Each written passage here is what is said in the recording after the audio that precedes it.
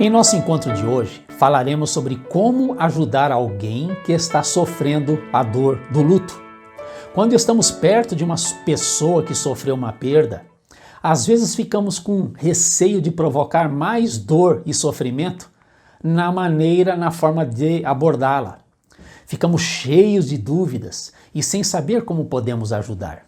E muitas vezes isso nos paralisa, deixamos de fazer alguma coisa. O psicólogo inglês John Bowlby, ele afirma que a perda de uma pessoa amada é uma das experiências mais intensamente dolorosas que o ser humano pode sofrer. É penosa não só para quem a experimenta, como também para quem a observa, ainda que pelo simples fato de sermos tão impotentes para ajudar. Muitos não aguentam ver o enlutado sofrer e querem que essa tristeza passe logo. Desse modo, tentam consolar com palavras que nem sempre conseguem acolher, como por exemplo: percebo que você está melhor hoje e me parece estar se acostumando com essa dor. É assim mesmo, logo vai passar e você estará bem. Estar bem depois de perder alguém a quem amamos? O carinho dos amigos e familiares é sempre bem-vindo, mas a falta de permissão para sofrer incomoda. Os enlutados, em geral, recebem atenção somente no sepultamento. Após esse momento, familiares e amigos se distanciam e a única companhia será a dor da saudade.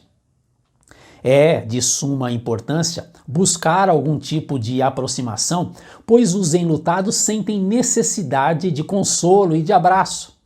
As boas intenções em consolar e dar suporte a alguém podem conduzir ajudadores a cometer erros que poderiam ser evitados. Um dos mais comuns nesse tipo de situação tem a ver com aquelas frases feitas, prontas e ditas pela maioria das pessoas. Algumas dessas frases a serem evitadas são as seguintes: seja forte, anime-se. Às vezes a gente pensa que uma frase dessa está encorajando a pessoa, mas ela pode receber como uma sobrecarga a dor que ela já está vivenciando, de que a expectativa que nós temos a respeito dela é que ela supere isso, por isso ela deve ser forte. Ou quando dizemos assim: faça isso pelos seus filhos ou por outras pessoas, se recupere. Veja o exemplo de tal pessoa, ela já superou e você também conseguirá. Ou ainda, quando dizemos: não chore mais, a vida continua. Você vai ver, o primeiro ano é muito difícil, mas depois as coisas melhoram. Existem frases de consolação que podem não consolar. Elas não cumprem esse objetivo, embora possam ser verdadeiras. Faço essa observação porque tem gente que quer ser conselheiro e responder aquilo que nem Deus se propõe a responder. Falas como: você está sofrendo porque Deus quer usar mais você. Que bobagem! Para consolar, não precisamos nem devemos dar explicações. Jó deve ter ido para a sepultura sem saber porque passou por tanto sofrimento.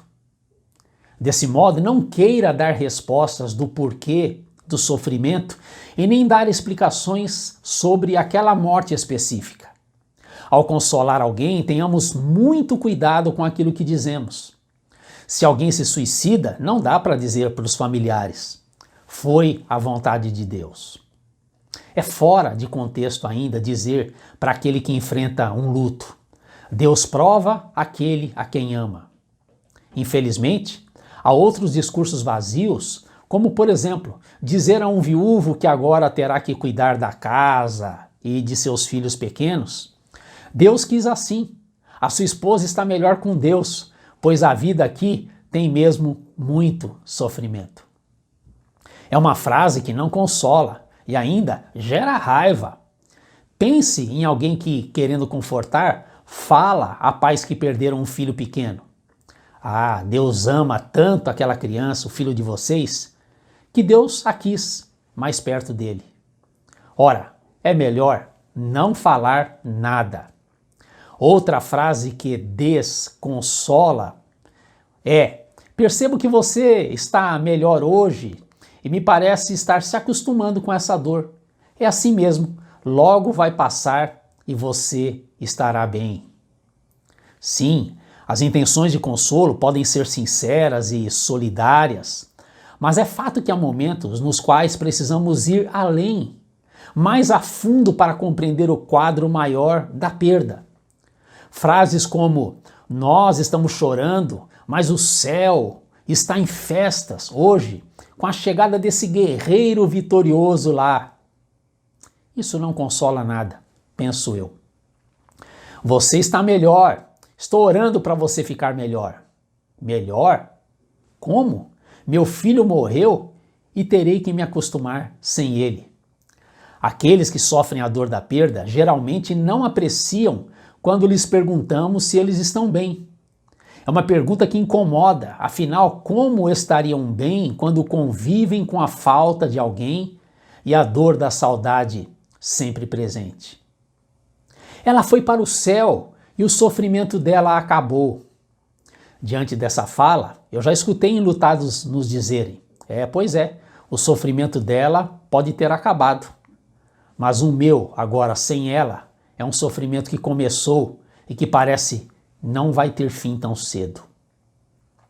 Alguns cristãos disseram algo parecido com: eu soube que seu marido morreu. Ele era cristão, certo? Glória a Deus por isso, porque ele está no céu e você não precisa se preocupar porque ele está bem. Agora é seguir a vida. Esses comentários são insensíveis. Algumas pessoas esquecem que ainda somos humanos e que temos emoções. Uma simples frase: lamento muito pela morte de seu marido, dita sinceramente por não cristãos, foi mais consolador que algumas das coisas que este amigo diz ter escutado de pessoas de fé. Nós, cristãos, somos confortados pela certeza da ressurreição, mas isso não elimina o vazio que fica na vida e na casa, e a dor de sermos forçados a nos separar de alguém que amamos. Sabemos pelas Escrituras que um dia reencontraremos amigos, familiares e irmãos em Cristo que partiram com o Senhor. Entretanto, não se esqueça disso. O que o enlutado precisa é de um consolo agora, para os seus dias de hoje. Como então ajudar alguém que enfrenta um luto? Uma sugestão para conversar, para abordar uma pessoa enlutada, é perguntar: como você está hoje? Trata-se de uma forma mais empática, mais sensível de demonstrar interesse. Eu suspeito que a forma mais básica e eficiente para se conectar a outra pessoa está em ouvir. Talvez a coisa mais importante que podemos dar a alguém que vivencia um luto é a nossa atenção, especialmente se for dada de coração. Quando as pessoas estão falando, não há necessidade de fazer nada, mas simplesmente recebê-las, acolhê-las. Esse é um momento em que a presença amiga vale mais do que a palavra amiga. O silêncio é também uma forma de consolar e ajudar alguém. E no livro de Jó, na Bíblia, nós vemos o quanto os amigos de Jó foram cruéis em tentar consolá-lo com tantos discursos. Ouvir é respeitar quem está em sofrimento.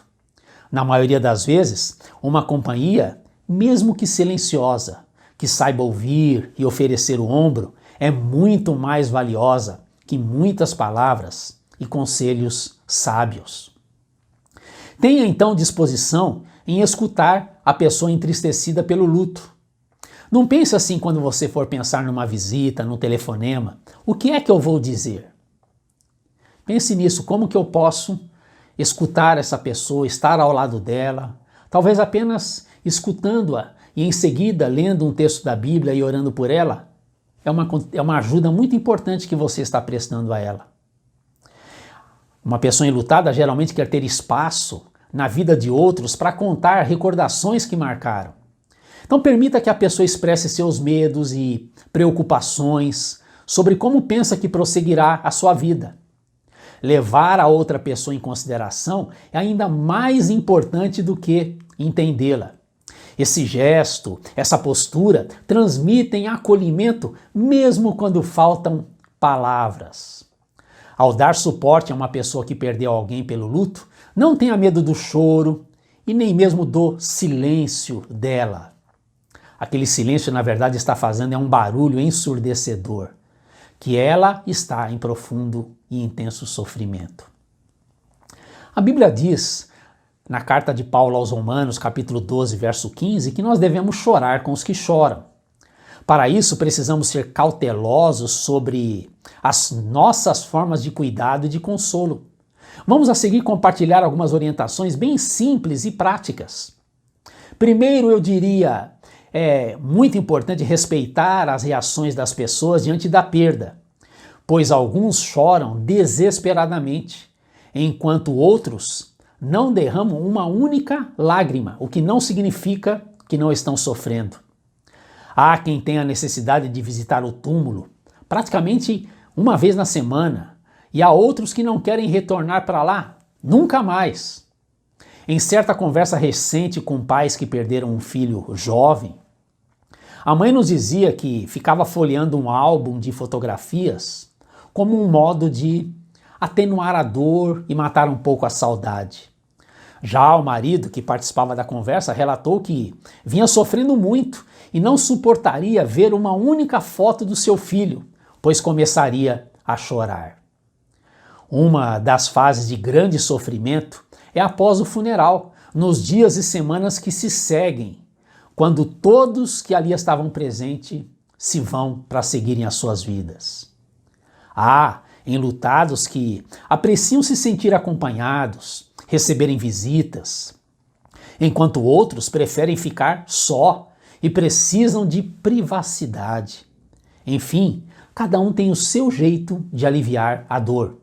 Outra dica é perceber a relação da pessoa que morreu com aquele ou aquela que está vivenciando o luto, que é essa pessoa que você está se propondo a ajudar.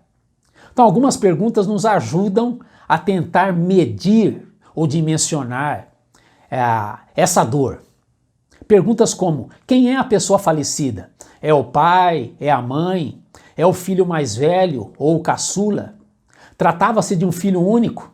A pessoa falecida era criança, adolescente, jovem ou era uma pessoa de bastante idade? A pessoa falecida era o provedor material daquela família? Quais eram os papéis que a pessoa falecida ocupava na vida dos enlutados? Que tipo de lacunas esse falecimento deixará? Quais foram as condições gerais do falecimento? A morte se deu de forma repentina, abrupta, inesperada? Ou a morte veio depois de um longo período de hospitalização? Todas essas perguntas são muito importantes no acolhimento e para ajudar a entender e dimensionar a intensidade da desolação emocional entre essas pessoas que estão tendo essa experiência. Algumas outras perguntas podem ajudar num bate-papo informal com quem vivencia a dor do luto. Perguntas como: como você está lidando com a saudade? Como essa perda tem afetado a sua vida nas rotinas do dia a dia? Onde você tem encontrado forças para enfrentar essa dor? Que pensamentos têm sido mais frequentes? Que emoções mais intensas você vem sentindo nos últimos dias? O que lhe parece mais difícil de enfrentar quando você pensa no futuro? É importante que o enlutado retome coisas que gosta, embora a dor pela perda seja evidente. Ler um bom livro, trabalhar no jardim ou horta, fazer algum trabalho manual, caminhadas, são pequenas ações de grande importância, pois ajudam a pessoa a manter-se ocupada, até ir realinhando a sua vida. Fazer algo agradável não faz esquecer a pessoa que morreu, mas oferece minimamente força para enfrentar momentos ainda mais difíceis que terá que lidar. Alguns enlutados utilizam um caderno onde escrevem o que pensam, o que sentem, o que gostariam de dizer à pessoa querida, ou mesmo escrever uma carta de gratidão a Deus sobre o quanto aquela pessoa que se foi significou. É de socorro mesmo que carecemos quando perdemos quem amamos.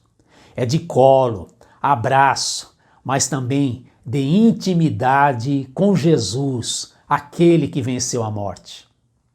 Nenhum de nós foi feito para atravessar crises da vida sozinhos, ainda mais uma experiência de luto. O envolvimento com Deus e a sua igreja promove também um espaço para ressignificar nossas perdas. Digo isso porque, dentro do sistema familiar, é mais difícil obter tal apoio, pois os parentes mais próximos estão em meio à sua própria crise, vivendo a mesma dor de diferentes modos. Então, ao enfrentar um período crítico, a ajuda além do círculo familiar mais próximo pode ser o mais indicado. É aí que surge então a rede de apoio da própria igreja. Se você conhece outras pessoas que tenham vivenciado um luto semelhante àquele que você está acompanhando, você pode tentar reunir 2, 3 pessoas mais adiante para conversarem. É encorajador o apoio vindo de pessoas que tenham sentido dor parecida àquela. Ouvir suas histórias, processos de superação é importante para o enlutado perceber que também vai superar. Lembre-se, entretanto, que há coisas simples que são difíceis de realizar quando se está muito abalado, como ir ao cartório, fazer uma pequena compra no mercado ou feira e outras atividades rotineiras. E você, se pretende ajudar alguém, pode se colocar à disposição para acompanhar a pessoa.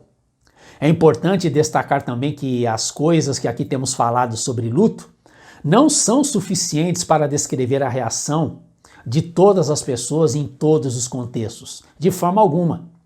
Foi, aliás, o filósofo Rubem Alves quem escreveu: buscamos no outro não a sabedoria do conselho, mas o silêncio da escuta, o colo que acolhe.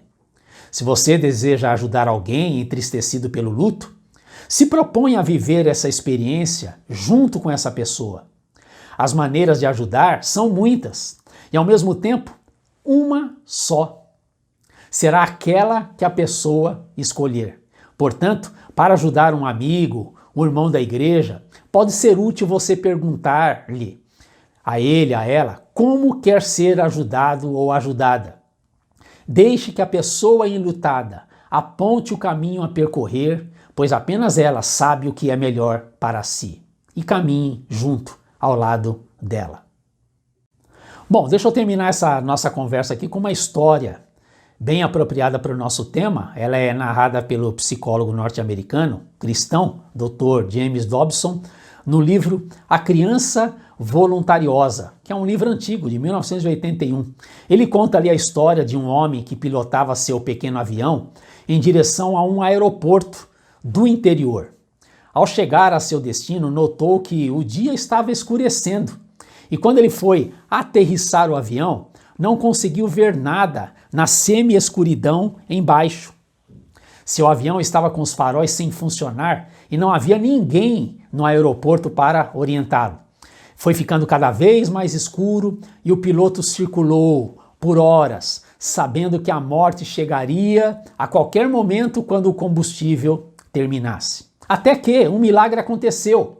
Por ser um lugarejo tranquilo no interior, alguém que estava em terra ouviu o ronco contínuo do motor do avião e percebeu o dilema do piloto. Essa pessoa misericordiosa percorreu de carro toda a extensão do campo e para mostrar ao piloto a posição da pista e depois estacionou o carro com as luzes acesas na ponta do campo, iluminando a pista enquanto o avião descia. Portanto, esse encontro, essa nossa conversa de hoje sobre como ajudar um amigo enlutado, ela objetiva ser esse pequeno farol que auxilia o piloto, aquele que está vivenciando o luto, na sua aterrissagem. Ali foi o piloto quem conduziu o avião e o aterrissou sozinho. Entretanto, ele fez isso com ajuda. A ajuda apenas se deu no sentido de indicar o caminho. O luto é um processo solitário e individual, mas sem dúvida uma pista iluminada não só ajuda, como oferece mais segurança no delicado pouso e trajeto posterior que a ele seguirá.